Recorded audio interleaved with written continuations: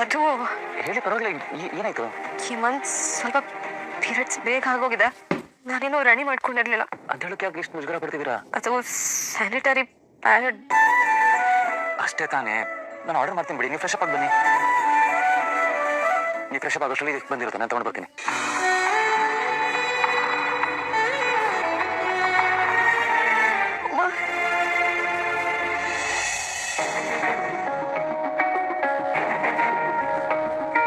ಇದೀರೆ ತಗೊಳ್ಳಿ. Thank you sir.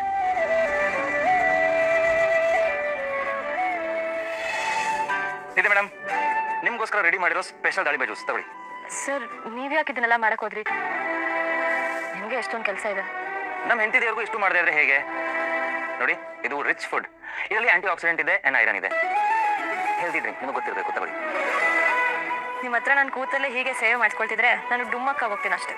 ಒಂದು juice ಕುಡಿದ್ರೆ ಏನು ಕೆಜಿ ಗಟ್ಟಲೆ ವೇಟ್ ಜಾಸ್ತಿ ಆಗಲ್ಲ, ಕುಡೀರಿ.